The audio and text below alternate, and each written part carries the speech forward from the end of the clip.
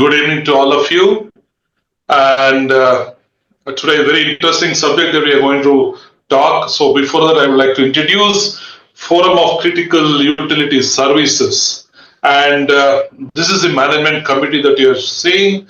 The current president is Mr. Ashish Rakeja, and Dr. Velan will be giving the lecture today. And we have architect Sandeep Shikre and architect Jatin Shah, and myself and Ravi Shankar as a treasurer. Sorry, as a general secretary. Today, evaluating building resiliency. Very interesting subject. This for the first time in focus talking about this subject. And I'm excited to see such a diverse esteemed group of professionals have registered and gathering here to discuss the very important topic on future urban development and safety. As city grows, climate challenges evolve, ensuring the resiliency of a building is more important than ever. Today, we have the privilege of hearing from two legends, I would say, in the field. So, our keynote speaker today is Suresh sir, who is also the national chairman of National Building Code of India. And our guest is Dr. Velan and Angad Deep. Also, we're going to chip in something on the latest technology that evolving to improve the performance of the building. So they will share their insight on how we can improve the performance and resilience of building in the face of natural disasters, climate, and other challenges. So before we start the discussion, I would like to remind everyone that this event is brought to you by Forum of Critical Utility Services with Akron as our knowledge partner. We're also thrilled to have key stakeholders, including regulatory bodies, influencers, joining us today. So a special mention to architect community was joined, who are in the attendance as well. So before we start our webinar, I would like to introduce a focus in a small video that is maybe around 3 minutes. May I request Lakshmi or Megha Vannan to play the video of focus?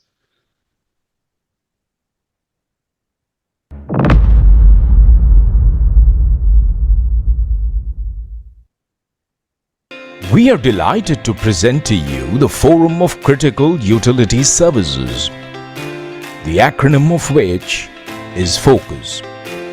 Much as the acronym suggests, the role of the Forum of Critical Utility Services is to bring in focus all that concerns the construction industry.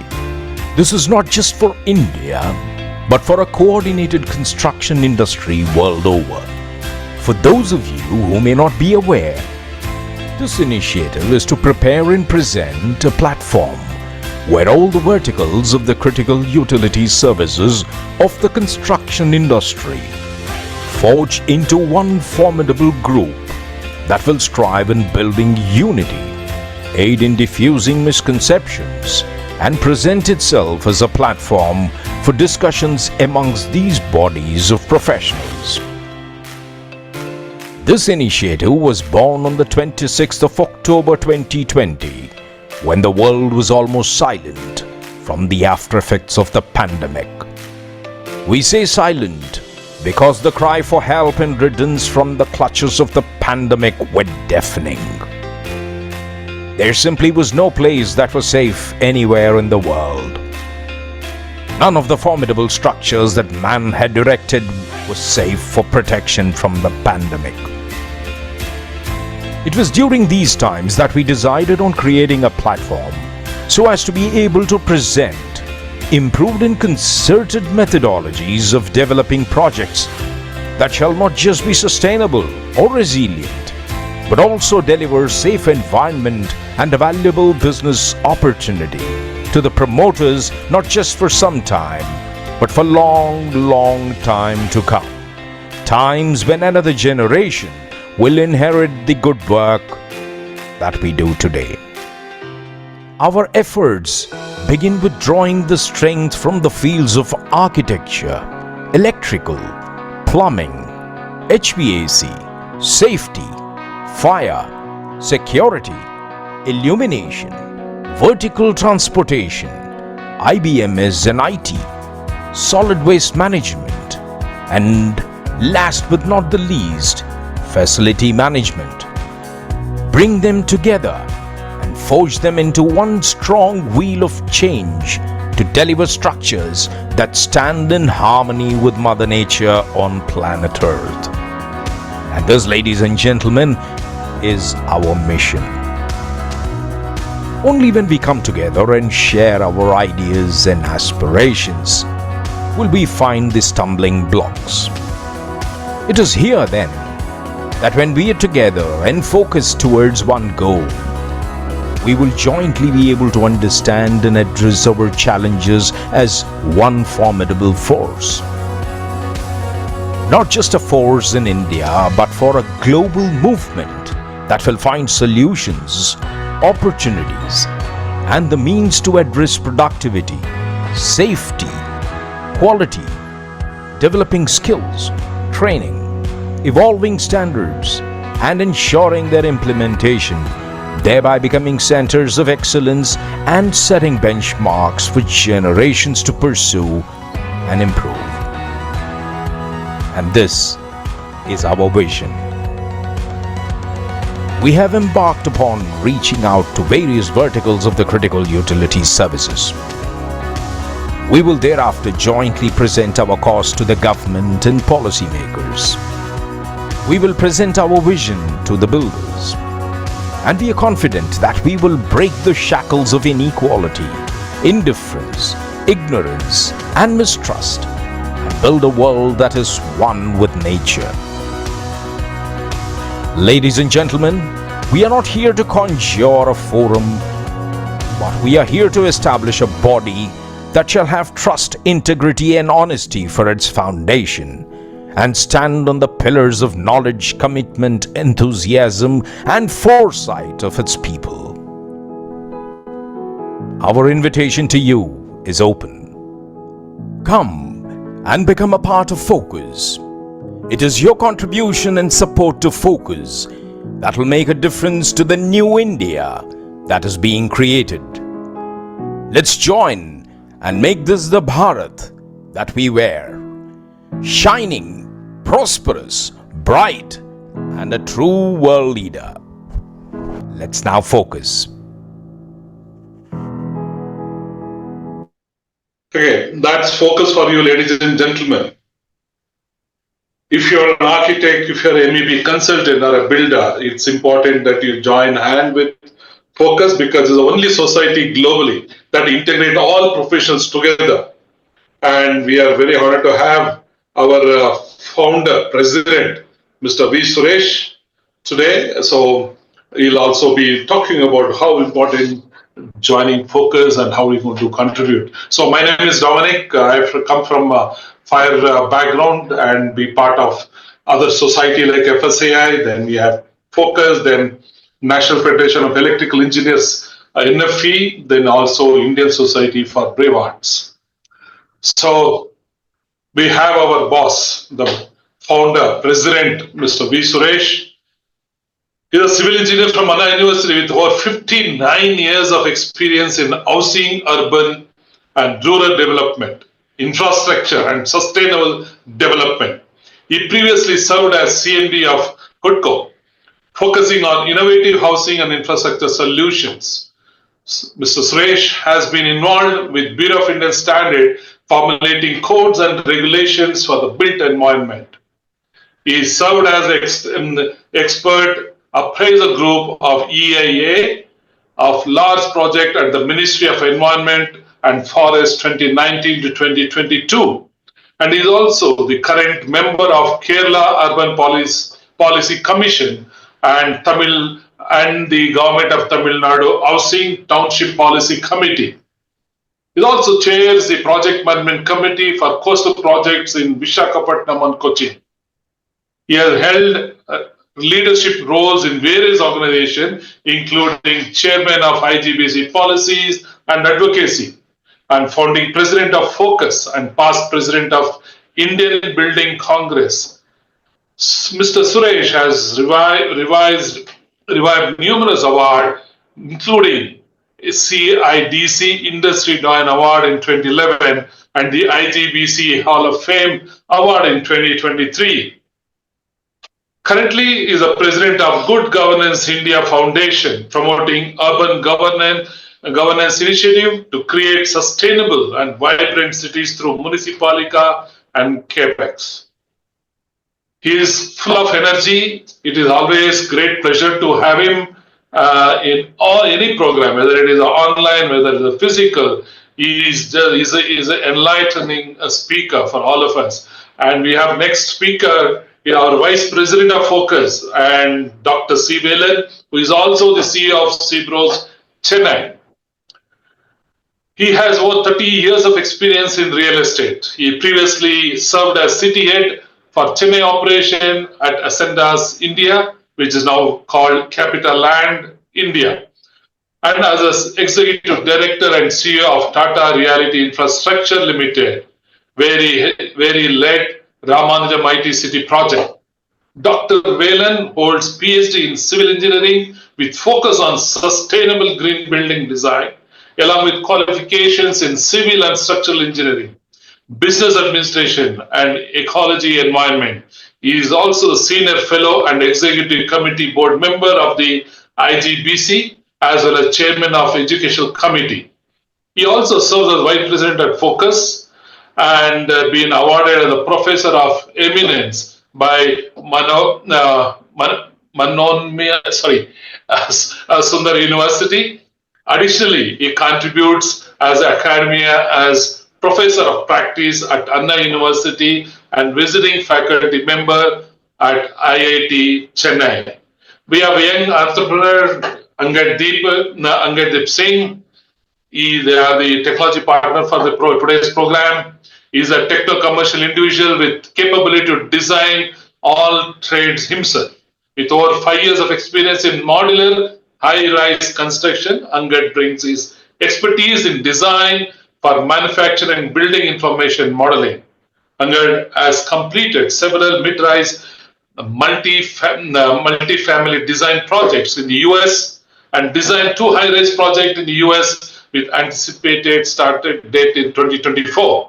Angad has master in sustainable design and construction from Stanford University and MBA in general management from IIM Indore and BS in mechanical engineering from University of Michigan. Highly learned person. Angad Deep, we look forward to hear from you. And I now welcome our keynote speaker for the day, our past president, Mr. V. Suresh. Over to you, sir. Thank you very much. Very happy. Good evening, ladies and gentlemen. What a wonderful opportunity to address such a distinguished gathering. And I'm very happy to have in the wonderful company of Dr. Velan, with whom we had the greatest pleasure working together, not only in Focus, but also in IGBC, also in the Bureau of Indian Standards, in various capacities, and also young Angad Deep, the next generation. And Focus is the one bridging the link with the not only the past, present, and the future. And that's what Focus is trying to bring in terms of technology inputs that is required for India's massive growth needs. And you're all at a time in 2024 at this point of time when you already crossed 1.4 billion or 142 crores of India's population, and in line with along China, another great country with about similarly about 1.4 billion, and 53 of the African countries, again 1.4 billion. So between India, China, and the Africa, we cover 1.4 billion each of them. And each one of them are contributing to the demographic in a large way for the world's whole population itself, which has gone from 6 billion in 2000 to now we are as much as around the whole population has already gone to 8 billion all over the world. But what is interesting is that with India's demographic growth is still going in a very large way. Development also in the last 20 years, we are adding a rate of 2 crores every year. 100 crores in 2001, we are already 140 crores. We have 42 crores added in about 24 years time period. Imagine the amount of, which is much more than what US, United States, about roughly about 32 crores or 330 million of that order. But at the same time, our requirement of housing infrastructure development is phenomenally high. And along with the demographic growth, India is also they now come from number 10 in the overall position, global position, number 5 in the world, and likely number 3 in the world in the next 2 years time period. We'll become, we are already crossing a 4 trillion economy, and we'll get into the 7 trillion economy very shortly by 2030. And India's requirement of not only housing and building of all asset classes, residential building, commercial building, hotel building, hospital building, factory building, data centers, anything that you want to talk of is all covered in the growth story of India for the large needs of India's population growth of a very large nature. And equally important, infrastructure growing also equally importantly, be it on water supply or sewerage or drainage or airports or ports or flyovers or bypass or national highway development. And you're aware of the Gati Shakti program, where you're talking in terms of investments of the order of around 100 lakh crores of investment coming in the segment. And housing and building is going to be a very major one, contributing to 12% of India's GDP growth in a large way. It's very necessary that all that development that takes place is done properly and with the right level of technology inputs, as well as to deal with the context in which you are working on. What is the context over there? There's a phenomenal amount of climate change that's taking place all over the world. Everybody is talking about climate change. Any day you open the paper, you think of a major cyclone or flooding in one part of the country, or an earthquake or a landslide, or issues not only within India but other parts. Today itself, just now in Vietnam, Florida has got a cyclone, just about a typhoon, just few minutes back over there. So it's already happening all over. So you're having large natural calamity taking place, which is affecting the building. A major earthquake in Turkey or Syria is, everybody knows the extent of damage that is taking place. India itself has seen from Wayanad, we saw recently a very major thing that has happened in India, and it's already happening at regularity. But what is important is, with the type of changes that's happening, with the climate change, temperature rise that's happening, your frequency of rain happening at a much faster rate, and not only the intensity of rainfall that's coming in all over the country in a short period of time is equal to what can happen in the whole year. That's more important. Intensity coming very, so therefore all our cities are getting flooded, including villages and other related area. So therefore, whatever we do, each one Mumbai of Mumbai had a very huge rain yesterday. Mumbai. Never. You are very right. Literally, this is one of the important area, and therefore climate change, along with all the calamities that's taking place, is very essential that all the built environment that we create ourselves, be it the government sector or the public sector or the private sector, professionals, a large undertaking which is doing India's rebuilding that's happening over there in a very large way. It is done not only effectively, efficiently, economically, as well as environment friendly in a large way, and to take care of all the safety parameters in a very large way. So you're aware of the National Building Code of India, which is the guiding document for construction in a very large way to cover all sectors of development. I had the greatest pleasure to be associated with the Building Code work for nearly the last 60 years, right from the first version in 1970, later on the 1983 version, later on the 2005 version, 2016 version, and now the latest version of 2025 is work is in progress. We're all working very hard to deal with that. If you see all those code provisions, they're all built around strong pillars of safety, structural safety on one side, so buildings do not collapse, to take care of all the forces which are coming on the building, live loads and dead loads, as well as the earthquake load or wind load, or the forces coming from below the ground due to landslide, as well as the earthquake forces, the wind forces from above the one, including the flooding and high intensity rainfall, whatever temperature effects, snow loads, etc., etc. They're all together. So structural safety is a very, very important aspect. So that buildings are strong, durable, functional, and performing at all point of time during the life cycle of the building. I'm sure you will hear more of that when Velan talks about that. And the National Building Code of India talks in terms of the most important of aspects of the life cycle of a building, right from the start of the building, when you plan, design, construct, and complete the building and make it commission, and the building gets into the real performance stage, 1 year, 2 years, 10 years, 20 years, 30 years, 40 years, 100 years life.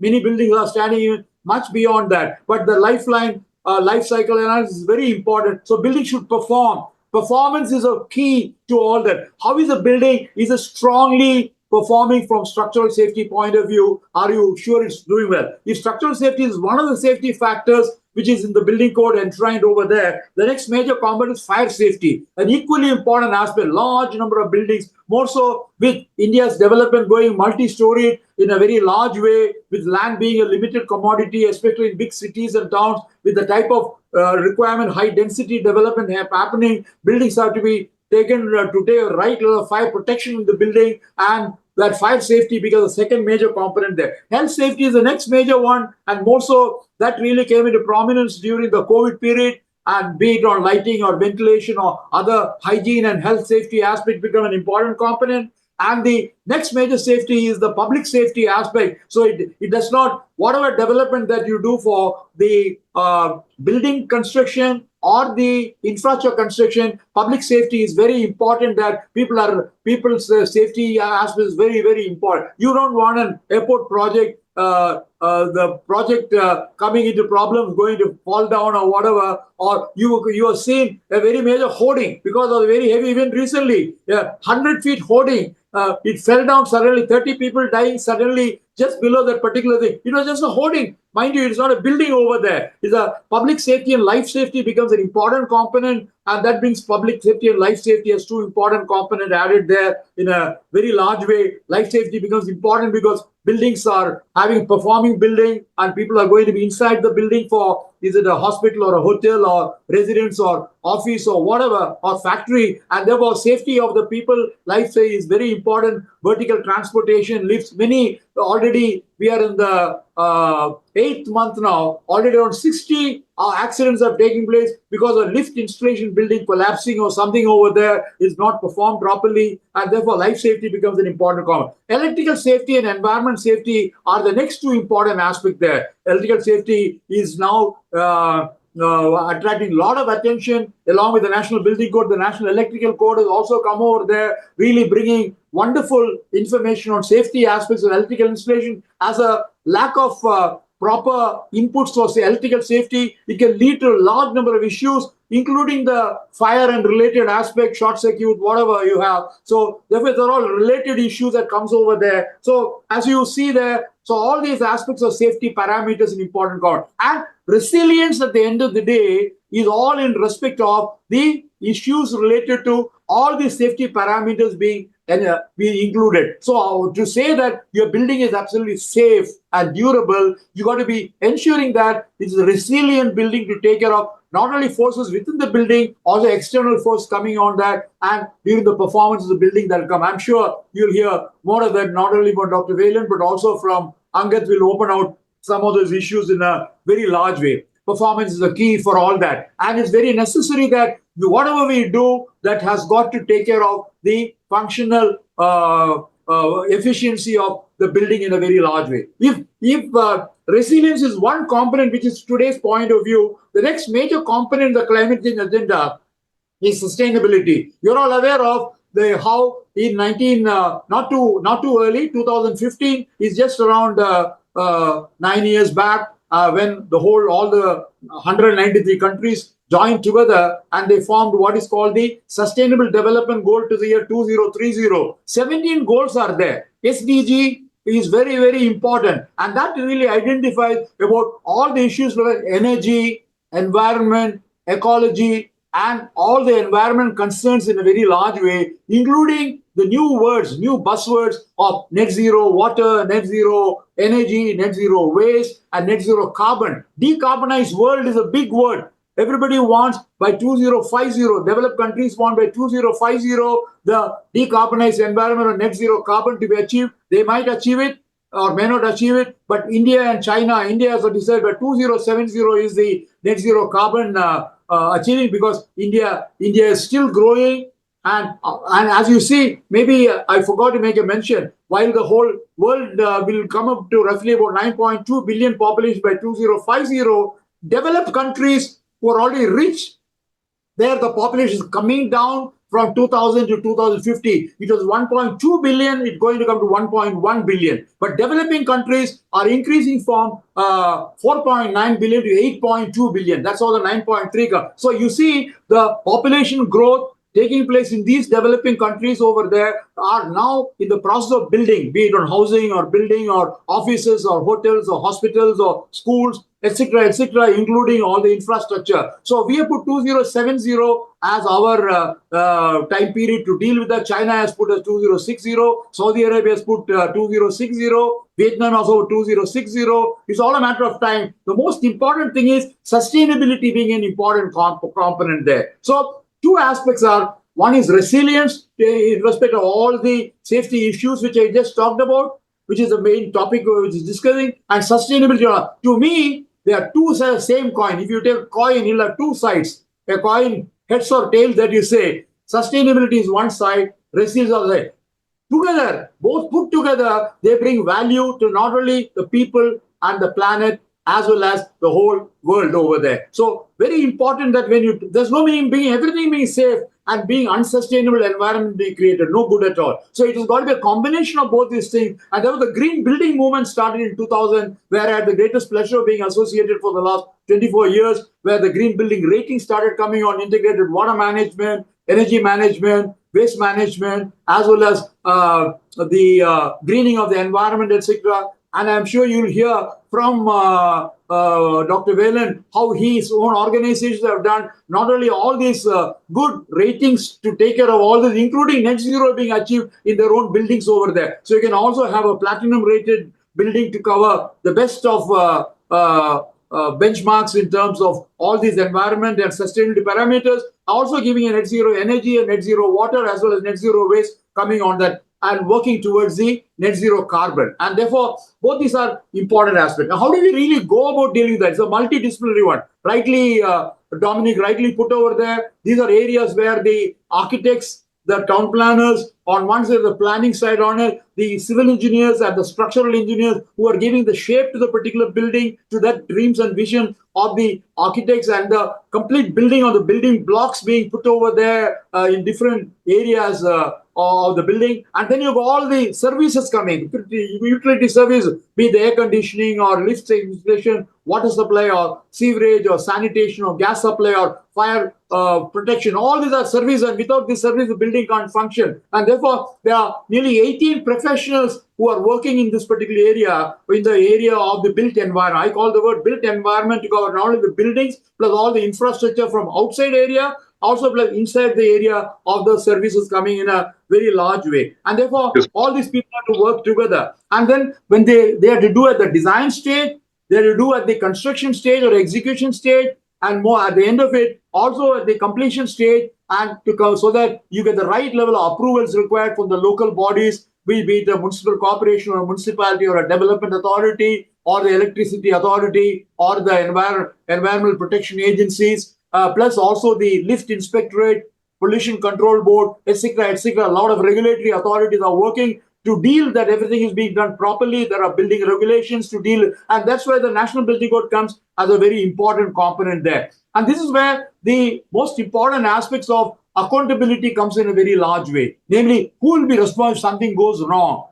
Therefore, to keep that in the building code clearly identifies the competence of the qualifications and competence of all the professionals. What are the areas they can do? How much can you can't give the job of a major surgery unless the surgeon of a very great nature. It cannot be just a MBBS alone. So therefore, between the engineers, the structural engineers and specialty, depending upon a 100-story building or a 50-story building or a 20-story building, depending upon qualifications and competence of the people, work is being given in a very large way. Now, therefore, Thank you. the building code rightly identifies the type of role that has got to be done to deal with that. The design brief and the design basis report is now being called for to ensure that how did you design a building? Have you taken care of the situation of your city? Now, previously, we never used to worry on that. Is it going to be affected like India is now classified? Previously, 5 zones is going to be 6 zones very strongly. Earthquake zones are there. Wind zone, 6,300 kilometers coastal zone. Cyclones are coming there. So depending upon the location And out of the 730 districts in the country, over 250 are multi-disaster zone. You have also earthquake coming, plus also wind coming. Forces from below the ground for the earthquake and landslide, and above the ground for the wind zone. How do you design those particular buildings to deal with all these aspects? The structural stability certificate and the responsibility is being put over there. So the good methodology being done. It is not only enough that you do everything rightly, get a good completion certificate being given, get an occupancy certificate with the right level of approvals from all the authority, including fire, lifts and electrical installations and the local body. But you have to also ensure it performs rightly. Now, this is very important. We never used to worry about that till recently. I want you to understand, as long as an occupancy certificate of building, the architect is gone, engineer is gone, everybody is gone. But that's when the real building performance starts over there. So assets and facility management becomes an important one. What will happen to the building 5 years, 10 years, 15 years, 20 years? Are you maintaining the system rightly? Is the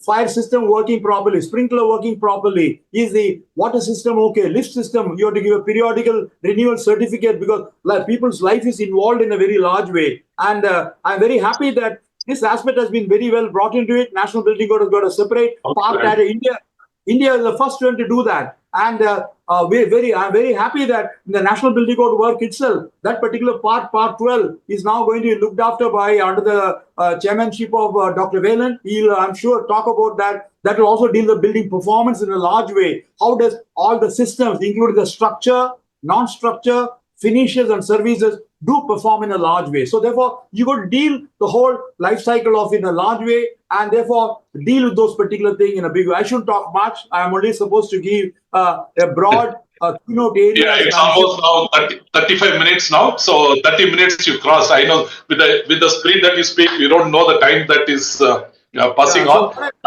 Very important topics that you have covered. I'll stop at this point of time and then request Dr. Velan to take over. I'm sure probably invited by Dominic. Yes, sir. So over to you, sir. Velan, sir. We look forward for your presentation.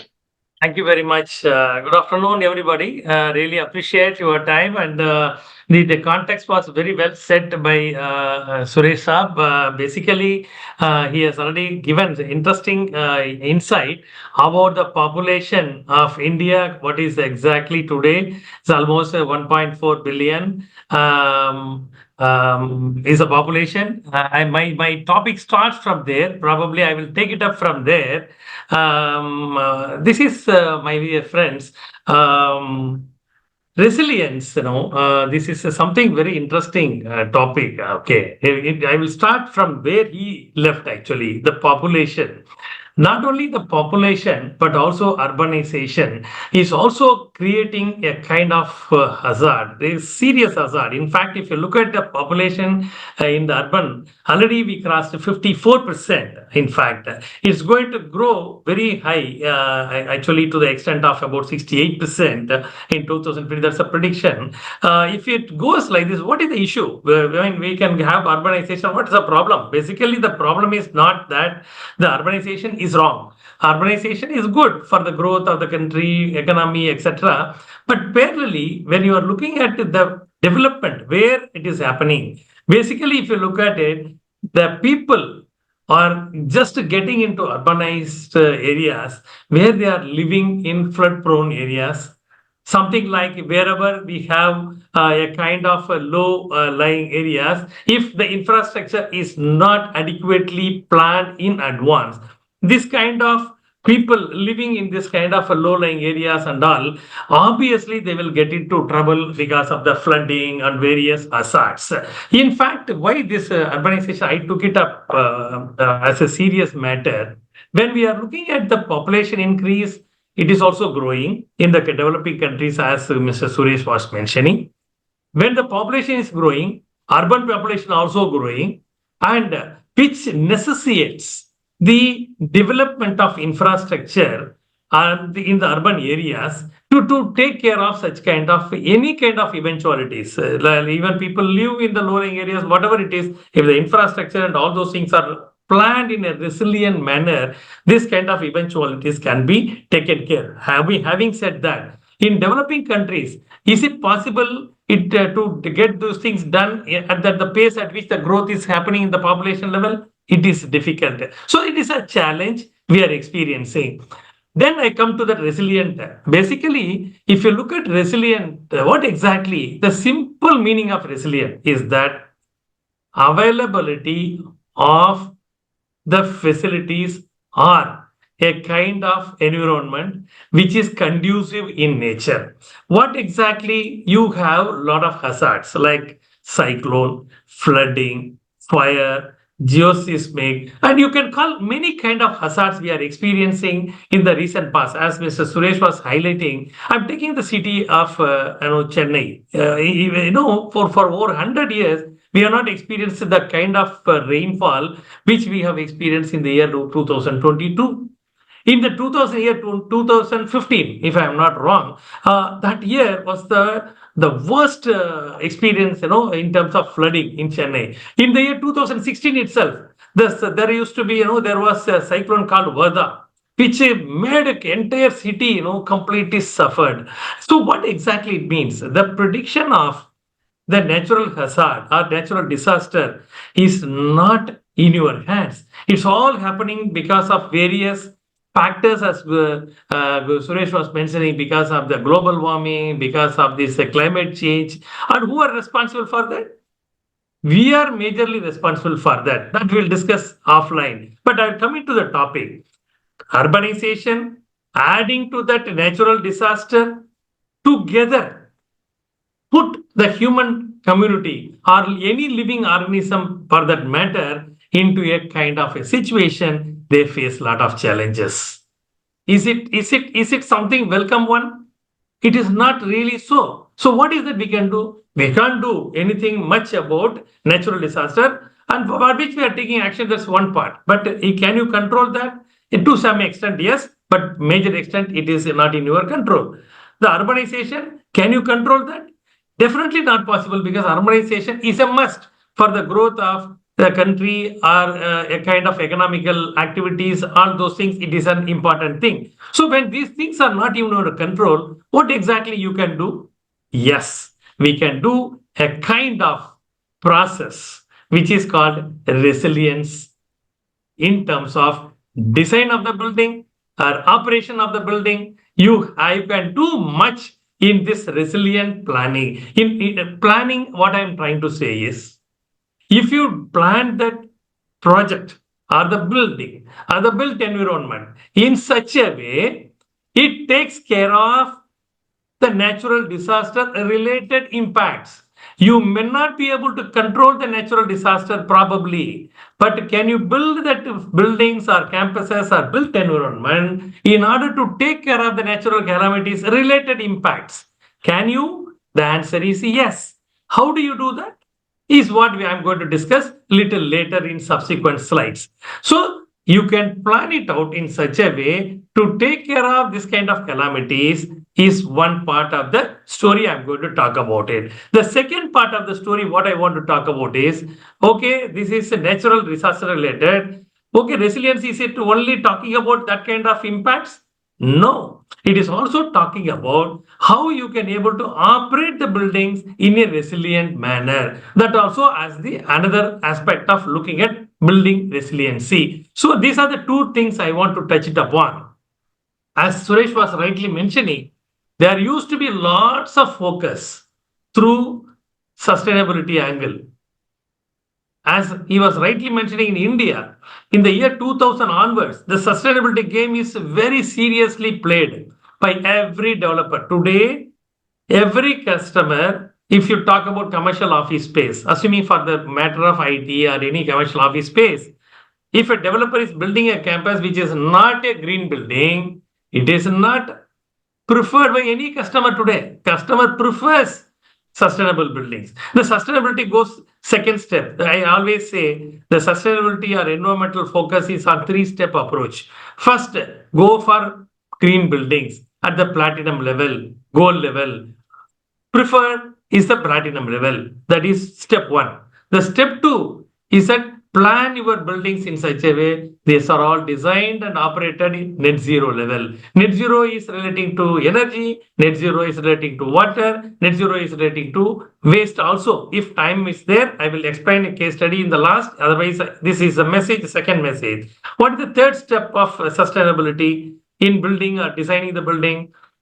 Third level is carbon neutral. As we all know, carbon neutral is not today's baby. Probably it is tomorrow's baby. That is why we are moving into three-step approach. First step is go for green building design and building, then get the green certification, go to the next level of net zero, and third step is to go for carbon neutrality, which is also now that IGBC is very aggressively getting into that, guideline, already got the guidelines for carbon neutral, how you can go carbon neutral, all those things, which is not going to be the only talk, which is going to be the reality probably next few years down the line. That is where it is, the three-step approach. So sustainability is given.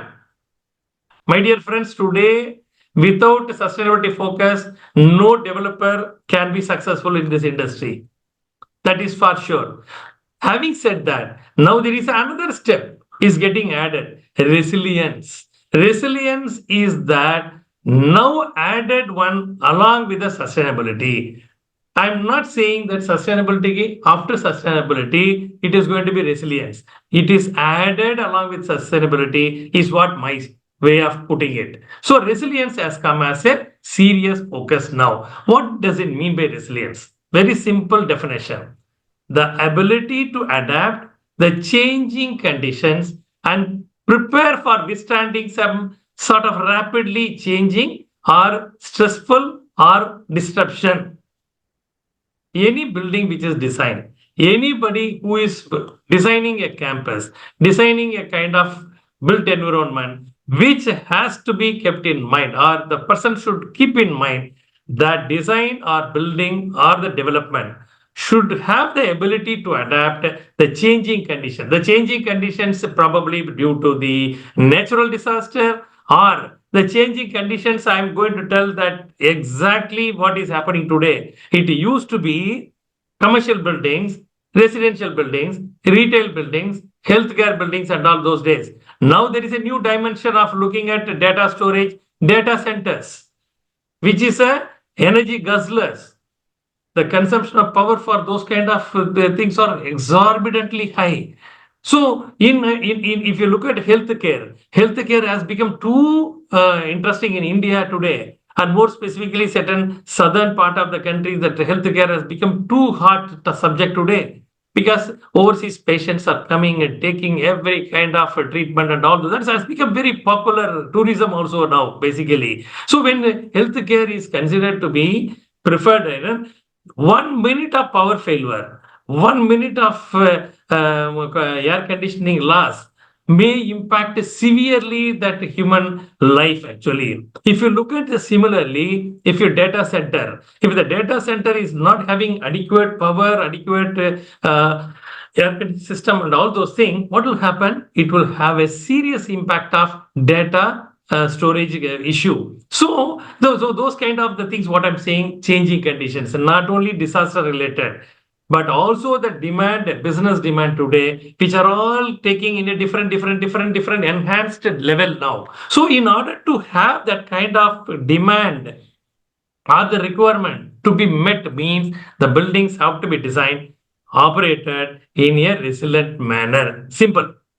So next line, if I read it, the resilient built environment is one designed, located, built, operated, and maintained that maximizes the ability of the built assets to the end users. This is what we call it as built environment related resiliency. I just don't want to beat around this again and again. I just leave it. These slides will be shared anyway. So the resiliency in building design, what exactly it means? Resilient design is an intentional design of buildings. You see the underlining statement here. Intentional design of buildings, communities, and landscape to withstand natural and man-made disasters, climate change, and other disturbances. So resilient design is to take care of all those things besides the operational requirements.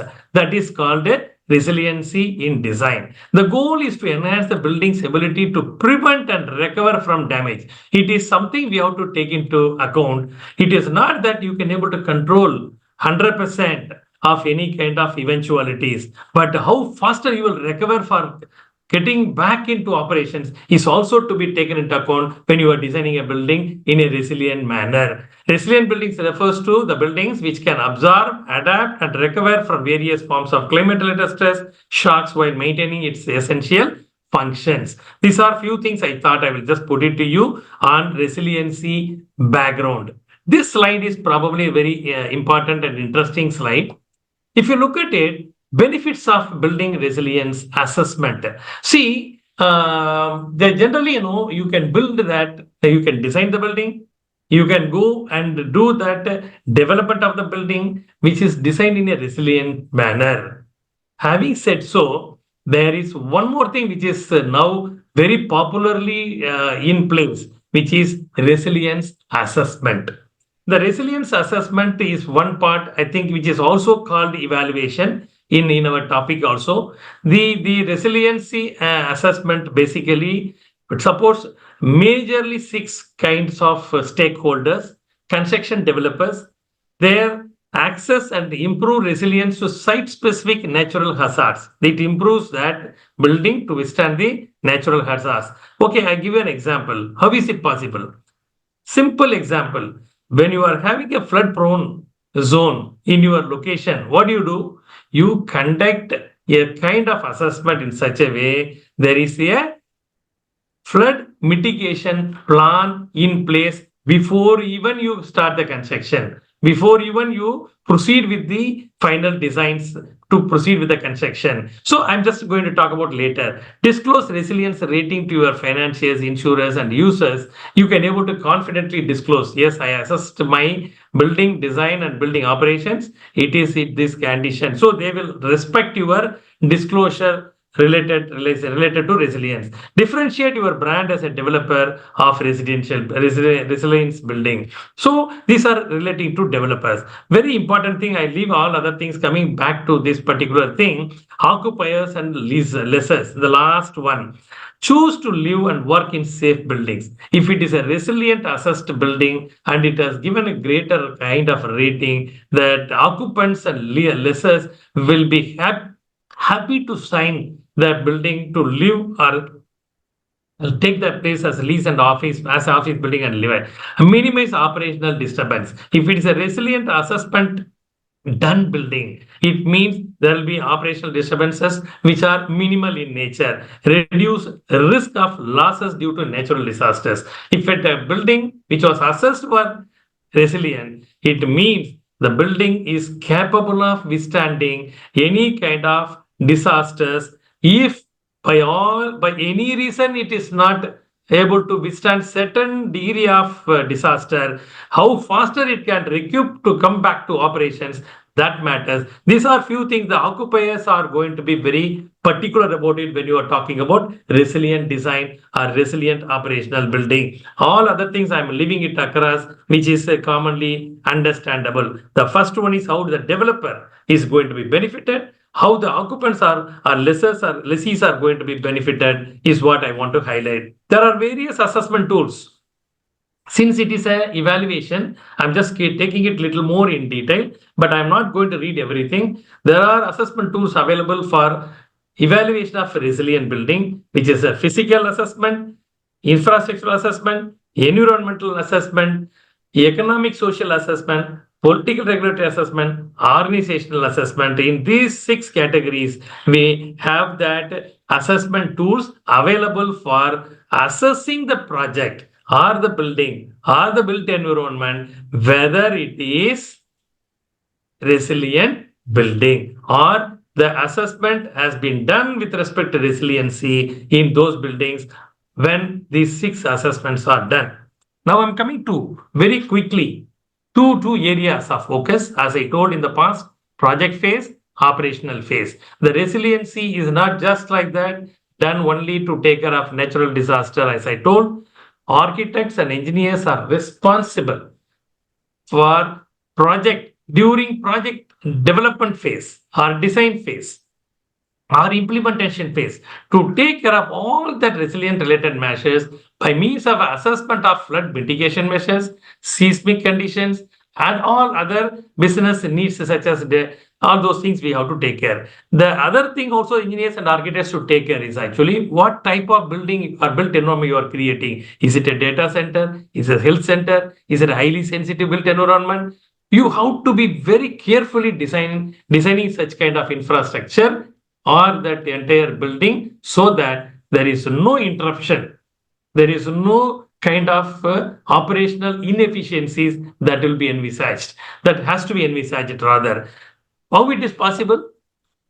One maybe Angad maybe talking about it. I just touched upon one of the interesting things which we have adopted is a digital twin technology in terms of a design of a resilient building. And going for the next one, operational phase. I told in the beginning, not only project building or development is in a resilient manner, but also an operational phase. You have to keep your operations are contiguous without interruptions. How is it possible? One of the interesting methods we call it as predictive analysis of every system, every equipment, every building component, so that the operational arrangements are contiguous without interruption. That is what.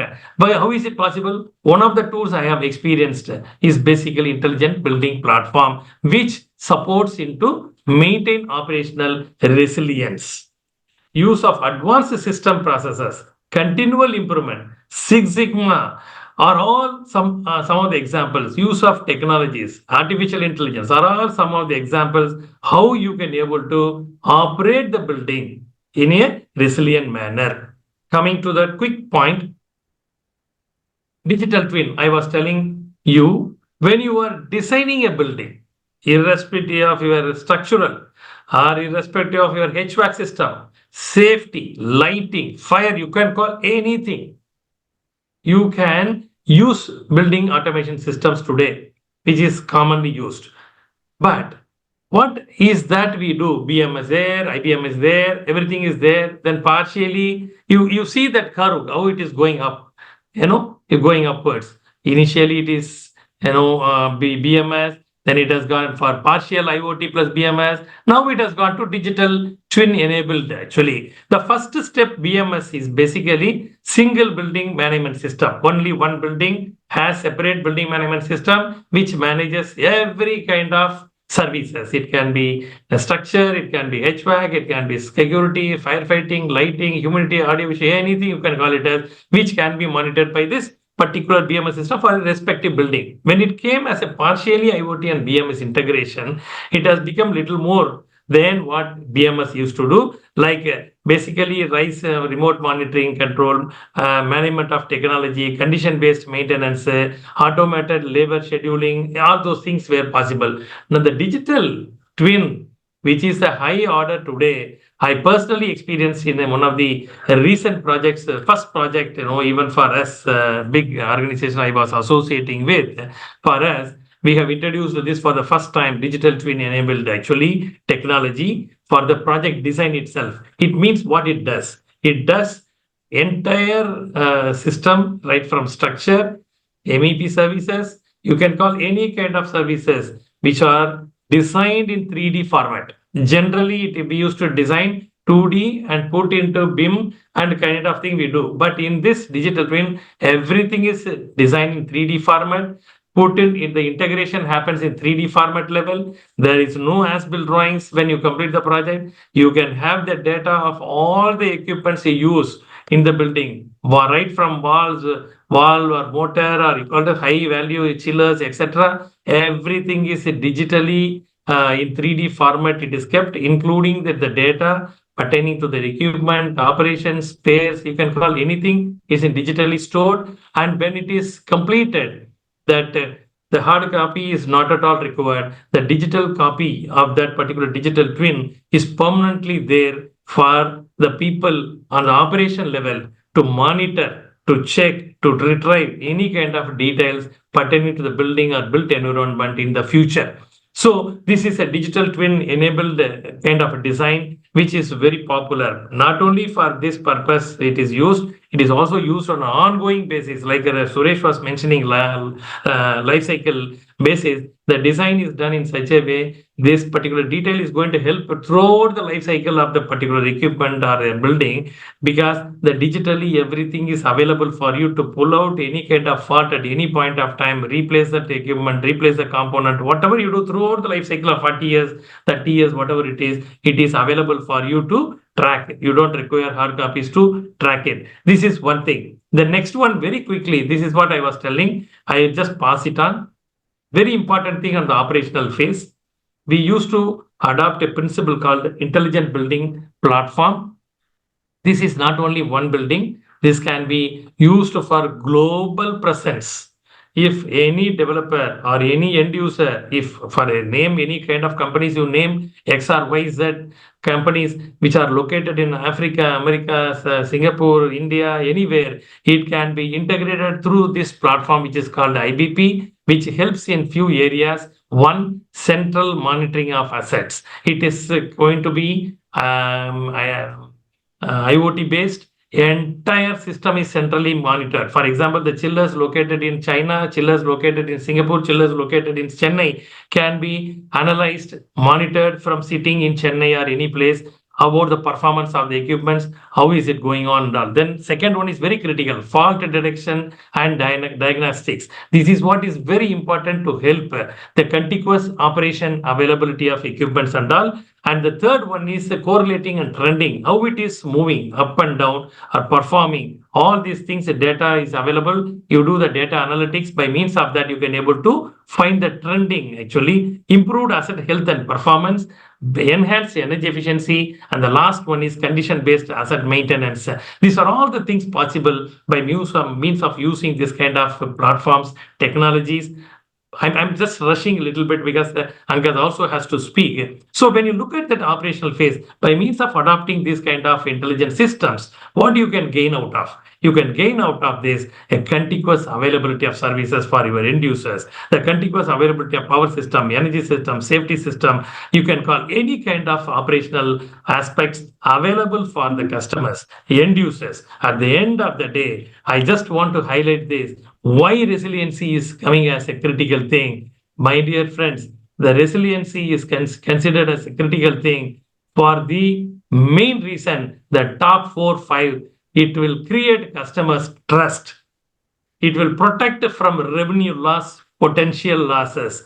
It will also protect your brand. It will also give you safety of entire living organisms and growth of that. And at the end of the day, it will enhance the growth of the nation ultimately. So if you look at it, whatever we do, not only on the design side, not only on the building development phase, but also on the operational phase, the demand is going to be something very simple term, I can put it, availability of services at all times is the mantra with which operational resiliency is taken into account.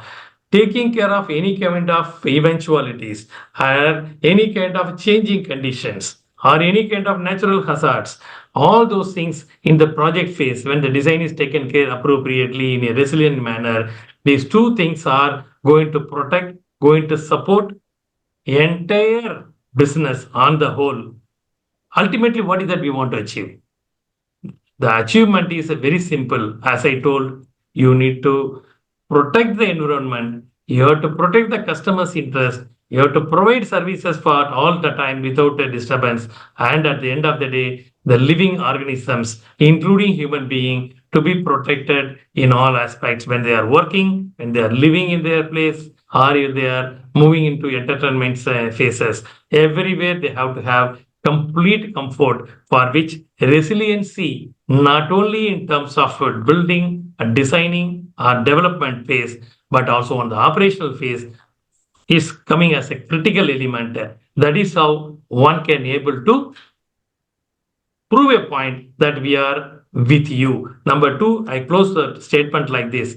there are various tools available for evaluating the building resilience. Like what I mentioned in few slides here, you have beautiful mechanisms available, tools available for assessment. There are specialist system available for managing these particular assessments. You have a proven mechanism available, systems are available, so with which they can able to get these buildings designed and operated resilient manner. Thank you very much for everybody for patiently listening to me, and I'll be open for any questions or offline or online later. Thank you very much. Really appreciate it. Thank you. Thank you, sir. It's a huge subject that you're trying to cover in 30 minutes. I know this subject can go on for hours together, but it was very short and sweet and very informative, sir.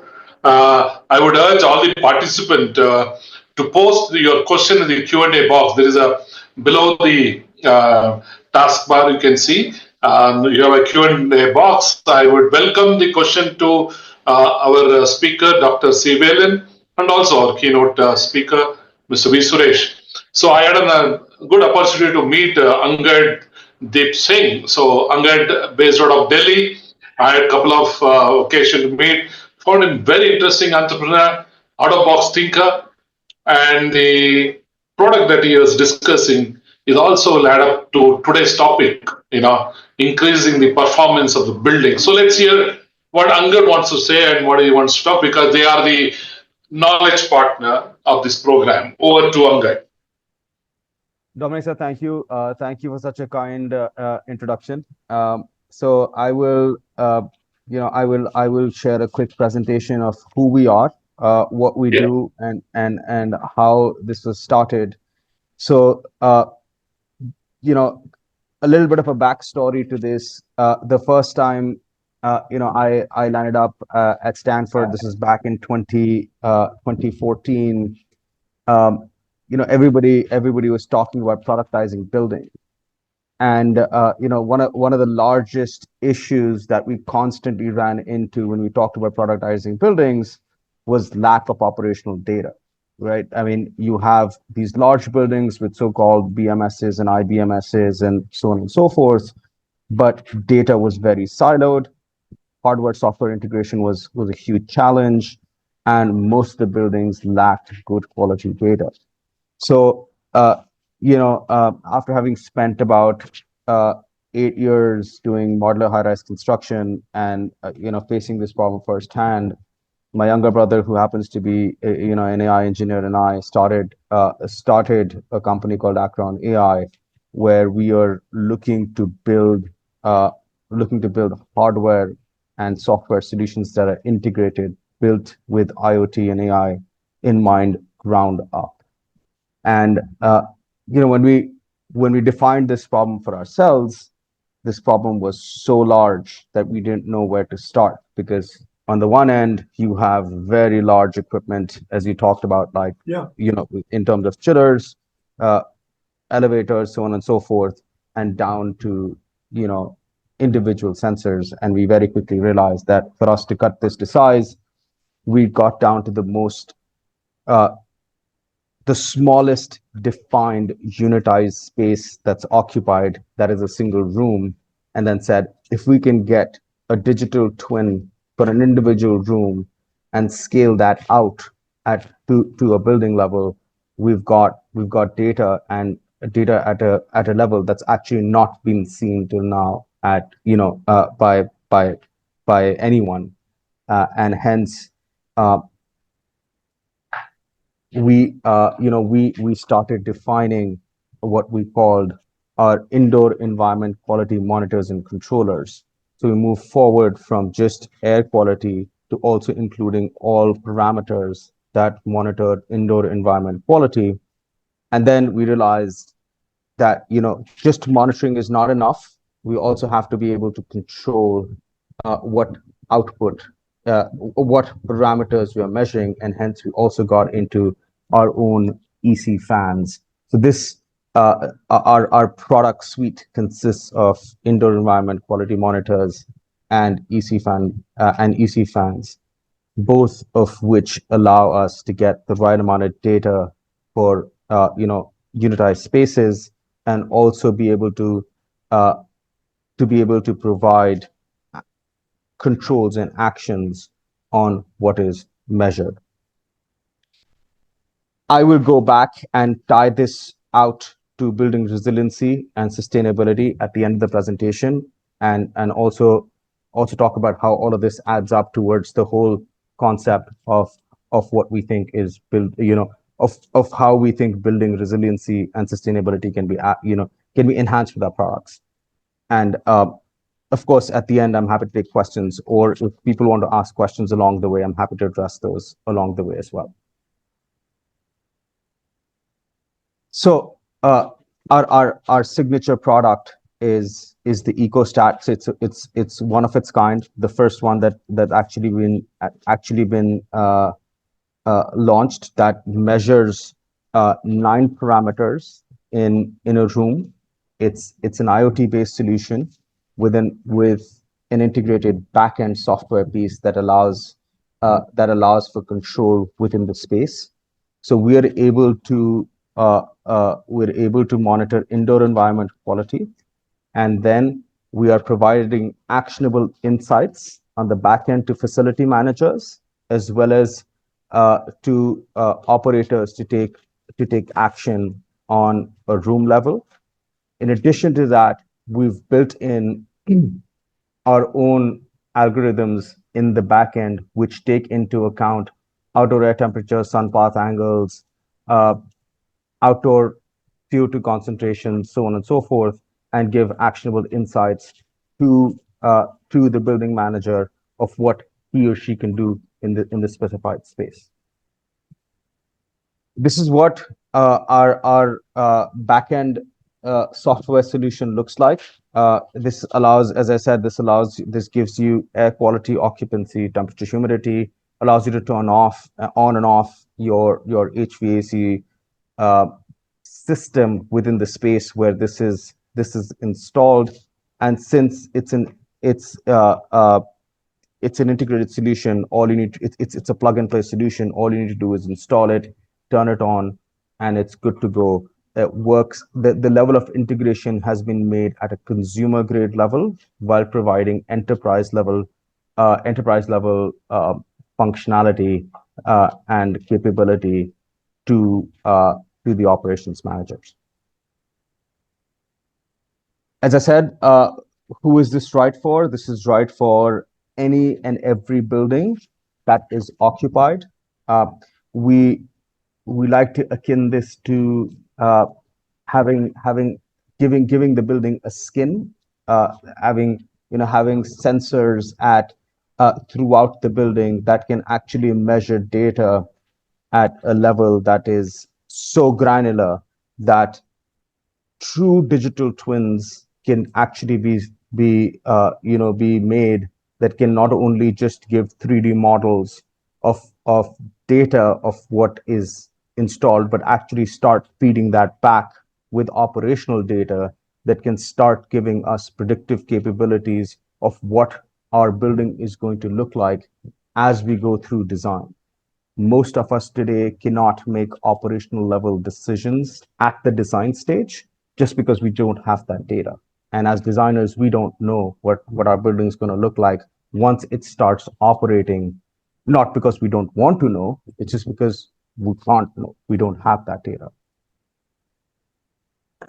What this allows us to do is get energy efficiency at a level which is unprecedented at a room level. It allows us to do remote asset management. As the number of ecostats grow, what this allows us to do is starts comparing occupancy types, starts comparing room types, allows us to compare outdoor and indoor conditions, usage based on outdoor conditions, usage based on occupancy, and so many other parameters that still hasn't been seen till now. Not only does have we done measurement, we've also started to get into control of what's being measured, which allowed us to get into, or which led us into getting into ventilation solutions or our own EC fans. So this is a typical installation that's shown. We we are one of the first EC fan manufacturers that's based out of India. We are manufacturing these in-house. Our whole range consists from 133 to 630 mm. Most of the people today are relatively familiar with EC fans.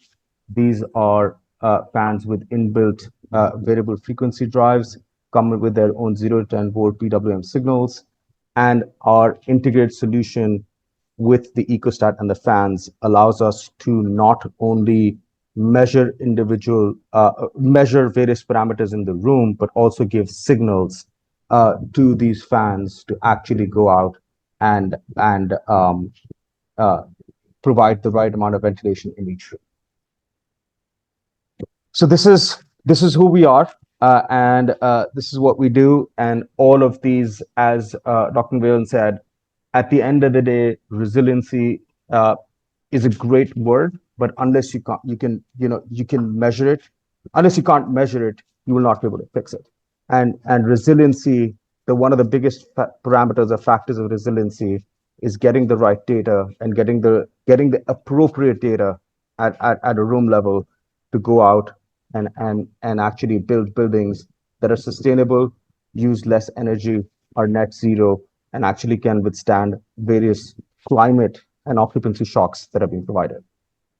So at this point, I'm happy to answer any questions or Thank you. Yeah. Thank you, Angad. So again, I'm requesting the participants. I think we are now 1 hour 15 minutes. So let's take for 15 minutes the question answer. Uh, I would welcome the participants to put your question in the Q&A box. So, Manjari Kapoor, what are your thoughts about building in a resiliency to counter terror and prevent crime as prevalent across the world? This is by Dr. Manjari sir. So, question to sir, Suresh sir, since you are part of National Building Code, what are your thoughts about building in a resilience to counter terror and prevent crime? It's a very nice question from Dr. Manjari Kapoor. This is an area which has not been receiving attention till recently. Well, how to take care of some of those issues related to the physical aspect, structural aspect of it are covered in terms of safety, security, and blast concern and other related issues are getting incorporated in the latest 2025 version. And some portion of the things to take care of that, especially because multi-storied building, the different occupancies of different what kind of the user groups are going to be there, even though the builder can be one group. So we do not know who are the ones having the problem. What type of security concerns to deal with this type of terrorist and other related issues has got to be really brought into it through various methodology, and that's going to be incorporated in part 3 of the National Building Code. I'm glad Manjari has raised the question. It's an important aspect, and everybody is now looking onto this particular thing in a very large way. Most of developed countries also equally, and they are trying to incorporate on safety, security, and related issues. In addition to what is natural forces, so these are man-made forces which can also act in different way. How we can have building coverage or the shields to take care of that. I'll stop at this point. Okay. Okay. Anup Chandra is asking, is saying that most building is not using flush doors as per IS 2202 part 1.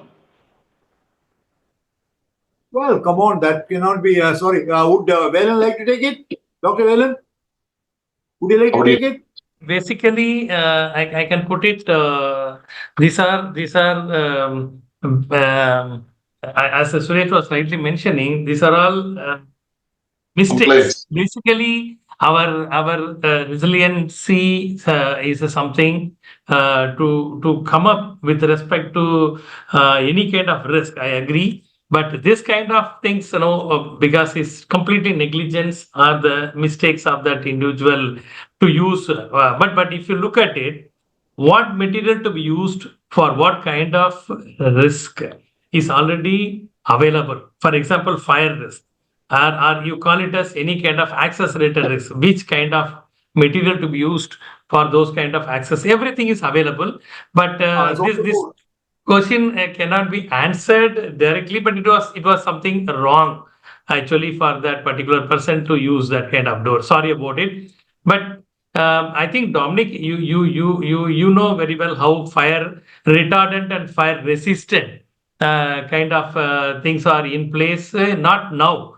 For years now, and the stringent conditions are also coming up. I think this is something ignorance or negligence from the developer point of view. Yeah, yeah. That's what, Yeah, correct? absolutely. As sir, I agree, sir, completely. We have fire door, but frames are not fire door. Only the door is fire door, but they don't look at a complete assembly as a fire door. So there are a lot of ignorance and awareness issues are there.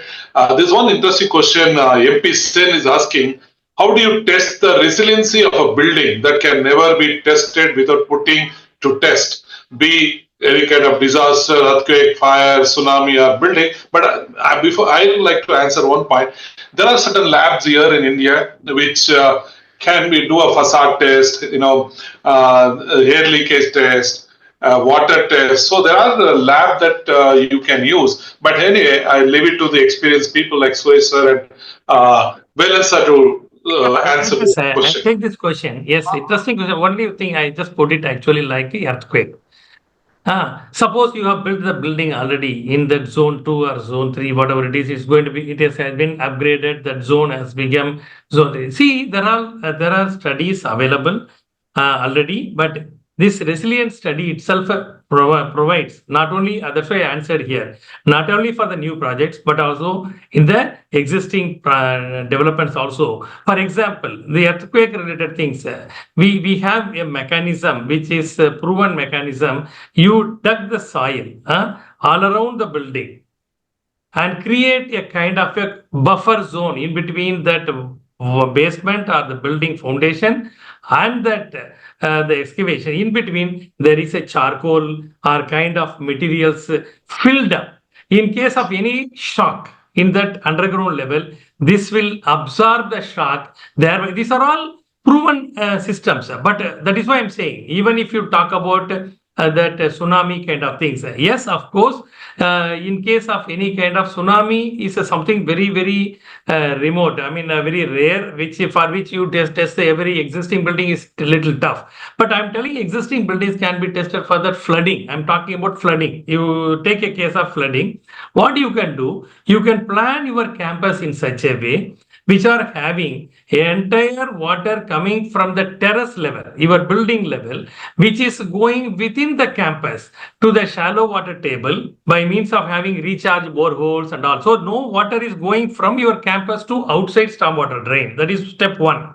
Step two, you can also protect that stormwater drain outside overflow coming into your campus by means of having that elevated compound wall or retaining wall, whatever you call it as. Even in the monsoon time, there are humps available nowadays, readily available. You can just put it up so outside water cannot enter inside the premise. So by means of doing this kind of remedial measures, which can be carried out through this resilient, I mentioned about 6 tools. In that, one of the tools also for the existing buildings actually. So all the 6 tools also can be kind of existing building, whereby you can able to protect or come out of earthquake related, flooding related risk in your existing buildings also. Yeah, over to you, Suresh. Yeah, no, you're very right, absolutely right. I think there are various ways by which it can be done over there. The coastal provisions are there to take care of all these particular situations, be it earthquake or fire or flooding or wind force, etc. So as long as you do the design compliance in line with the provisions of the code for the existing situation of the location of your, so most important for your location that you have, what are the type of forces which are coming on the thing, be it a seismic zone or a wind zone or a landslide zone or a flood zone, etc., or CRZ area. So for those particular conditions, for put those things, what are the provisions in the code available in the NBC, and are you able to ensure that there is one way by which you would have already done that by associating the right professional who can deals with that particular situation, automatically done it. The second level of check which local bodies do is proof check to be done when they find a building of a large nature, where they feel that a second thought should be there. They refer it to a peer group within the local body, or you can have a leading IIT or an engineering college for testing. The wind load testing and all that is already done in a very large way, including for the fire and other tests, etc. And also proof checking. You can also done proof checking to be done by others. There are various methodology to do. There's a good question by Mr. Sen. I'm sure we'll be able to clarify to him in a more detailed manner. But it's available. What is asked is very important. We have methods available for that. Thank you. Okay. The next question is by Mohammed Tawfiq Ahmad. He's saying, in your experience, what are the most common mistake organizations make when they're trying to build resiliency in times of crisis? Velan, you want to take it? Okay, yes. See, basically, the major mistake or a kind of thing we do is normally we all take care of our routine design itself. There is nothing we can talk about it. We miss or something like that. I can only say because in the past also structural design is there, MEP design is there. Your sustainability also has the scoring pattern of how do you design energy, water, waste, everything. All those things are already there. If you ask me anything, the common mistake or anything we miss out is basically relating to a kind of how do I put it actually the internal systems. For instance, the stormwater from the terrace flowing through the corridors are coming through that central core. Sometime, if that drain breaks out, the entire corridor or that lobby areas gets flooded. It goes into the lift wells in the central core, and the lift well, if it goes, it affects that lift vertical transportation system. Even sometimes there are panel rooms in the common area which is getting flooded because of this. This is one thing which is predominantly even after many a times you come up this kind of experiences people miss out. This is one thing I personally also experienced actually. Yeah, over to you, Suresh. You want to say something? Yeah. No, I want to just add one thing. One major area that's a good question that is raised over there is not the lack of India. Most of the cases they work in verticals. Integration and coordination becomes an important thing when you have multidisciplinary teams over there. You have the HVAC team available there. You have the vertical transportation team separately there. Fire system people separately there. Electrical safety people separately. Structural engineers separately. Architects separately. This is where a body like focus, which is where that is called integration and coordination between the inputs coming from each one of them. So when you try to put all of them together into a building over there, then suddenly you find fouling or clashing in. Clash should be least amount of clash should happen when you start putting those particular, because quite often the discussion do not take place till recently. Now, big projects with the right level of multidisciplinary professionals with good integration, like some of the good points that was brought in by Angad over there in the buildings over there later. How do you measure all the management system? If you are able to put those things right in the beginning, and if you're able to get coordination taking place at the design level, detailing at a minute level in a very large way between the inputs coming from each of them, you say tutu meme problem that will not be there between structural people, the fire people, the HVAC people, each one of them, the inputs has got to be coordinated, integrated. So integration, coordination could be one major area in spite of the fact that you would have had the best possible team available. So we leave it at that. Thank you. Focus really provides a platform to unify the effort of all this, because finally the built environment is one product where input coming from each of them has got to really coalesce into a final product. That's why. Exactly, sir. So, Mohan Muttana, very interesting question. This is to Mr. V. Suresh. He's saying we are starting a business park construction by 2025 basis on NBC 2060. Now, NBC 2025 is getting released by first quarter of 2025. How can I get the latest version so that it can be put into design of the existing? Very good. Mr. Muttana has raised a valid question. What can be done is...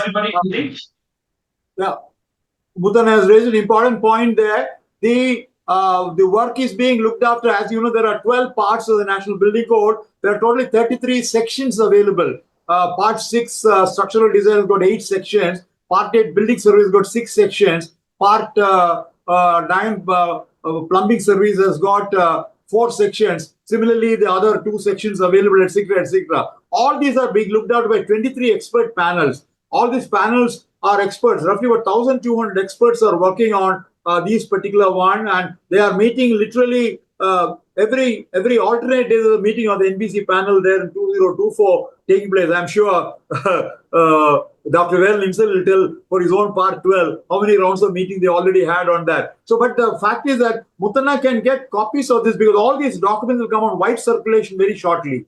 Namely, the first cut version of the 2025 version, based on the experience of the 2016 version over the last 8 years period, plus the latest technological changes that's happening all over the world, including the international provisions, etc., are now being incorporated in that. So you should wait for the opportunity to look for documents, or you can request any particular part. Is it related to structural design, or is it related to fire, part 4 and fire 4, or is it related to part 3 on the space planning and requirement? Because when you said a business park, or which aspect of the thing that you want, or is it on the services design coming in? If you ask for that information from the Bureau of Indian Standards, I'll be most happy to share that. And I have noted your own interest. If you're able to give your email ID, we'll ensure that such type of documents are shared with you also. So that it's very necessary. And it's not written by these 1,200 people sitting in committee and doing it. It's got the widest amount of participation, views of all the comments come from all the user agencies are also incorporated finally in the final version that's taking place. You want to add something, Dr. Velan? Not really. Basically, yes, as you rightly mentioned, I'm also part of this chapter 12, and we have already completed about 7 rounds of discussions, and we are in active participation of various professionals. Yes, we will be expecting that document getting released in 2025. Yeah, that's where it is. I think over to you, Dominic. Thanks. Oh, thank you, Mr. Mohammadana. Like in case you need, Mr. Suresh mail ID, I can give you later. So you can just ping me up on that. So Vasudev is asking 2 questions. What do you mean by 3D design?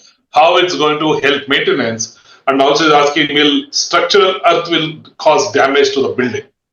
So who will take, sir? I think Velan, sir. Yeah, question. I'm not able to see the question. Can you tell me the question once again? Yes. What do you mean by 3D design? How this is going to help maintenance? And Okay, will the fantastic. structure earth? Yeah. Fantastic. The first question I'll answer straight away. I think Angad is already did also, but see, I tell you, normal design of any building and infrastructure, you can call it as any kind of infrastructure, we have that 2D drawings. Generally, what we see in that printed form is basically 2D format.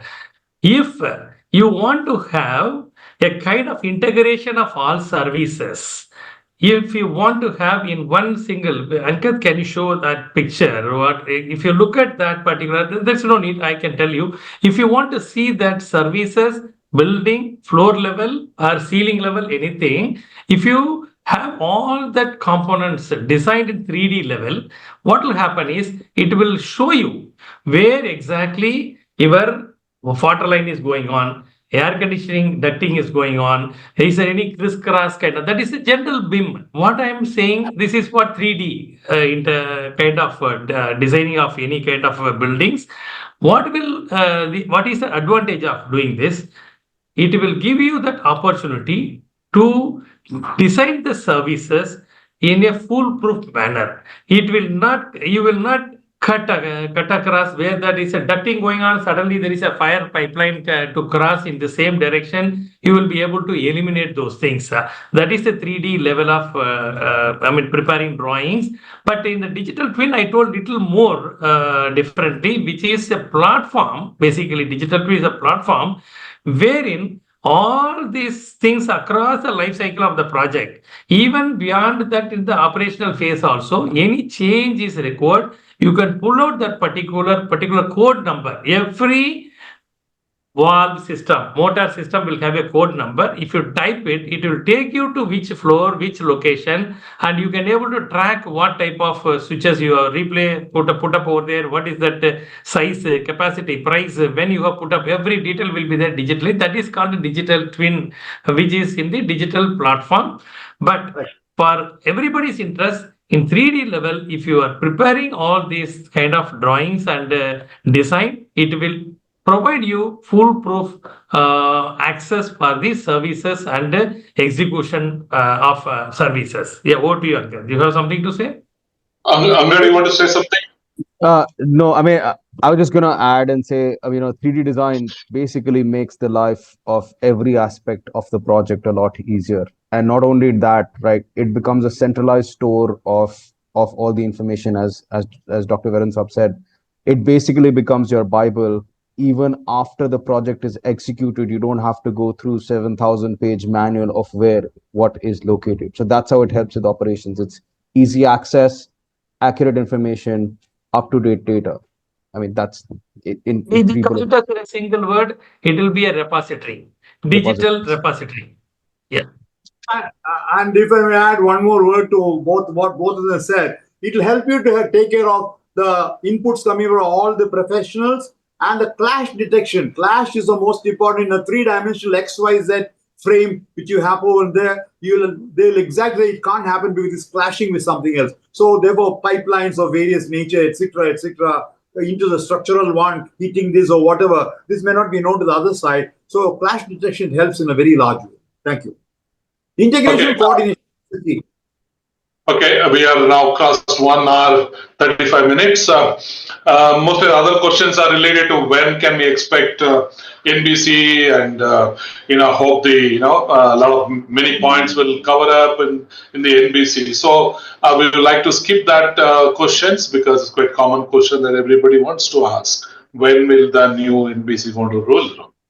Anyway, I would like to remind all the participants that we are coming, the next webinar on 26th of October, we'll be talking about evaluating performance of escalator and elevator by well-known speaker called Jagadish. So he will be doing it on 26th of October. My colleague Lakshmi would have probably shared you the link there for registration on that. And also, those who are interested in Angad's presentation on 9 sensor in one thermostat, which can talk about the light ambience and occupation. So I love that product. Probably that's the only thermostat in India that can give you different sensors built into one. I've also tested and felt that the product's beautifully designed, and I want to congratulate Angad for the same. Yes, sir. Over to you, sir. Suresh, sir, you want to say something? Very briefly, the Mr. AP Mal and Mutana, they all raised, because the occupancy certificate, 2-3 people have raised issue. And this is really coming in a very detailed manner in part 2 of the National Building Code and Administration. And this is now being covered in a very comprehensive manner. Some of the areas that you raised over there are getting addressed. Our group, in fact, we've got a meeting even tomorrow to deal with part 2 discussions on that, especially on the issue related to after the completion certificate is being given and various NOCs are received from various authorities, various, be it the fire authority, lift authority, electrical authority, how a final occupancy certificate is being given and how what should incorporate, what is checklist to deal with that, etc., are being addressed to. So therefore, I thought we'll clarify because both the questions are related to occupancy certificate is being covered in a comprehensive manner. We'll leave it at that. Thank you. We also mentioned Angad's mail ID, angad@acron.ai, and we will touch base with everybody who's interested in the product. You can share my email ID also to all the participants. Yeah. We already shared that, your mail ID, sir. So some people are very much interested to contribute. We probably give comments once draft is released. We will have a similar, webinar on that draft also on a particular part, that is coming with our focus chairs who are leading some of the NBC sections. So one day we'll have a webinar on that, so we can also hear what people wants to comment on that. So thank you so much, participants, being patient so much for 1.5 hours. And Angad, congratulate young entrepreneur, startup company. I'm sure that many people will support you, and we will look forward to the technology to reach out to all parts of India. And thank you, Velan sir. I know you worked hard for this presentation, and the first time that you come on the webinar and doing the presentation, it was lovely. I knew that time is the constraint, but we look forward to see you in the series 2 of the same subject, maybe sometime later. Thank you, Suresh sir. God bless you. Let God give you a lot of strength, the kind of energy that you have, the power that you have. We are nothing. We are, a lot more to go to meet your, the control on your subject. The subject matter is so deep, and you are the guru for in all the subject for us. Thank you so much, sir. God bless you. Angad, thank you. Look forward to see you. Thank you, Lakshmi. Thank you, Meghavandan. Thank you, Navya. And thank you, everyone who supported this webinar. Look forward to see you. Please become a member of Focus. Join us, strengthen. Let's build integrated building solutions. So thank you so much. God bless you.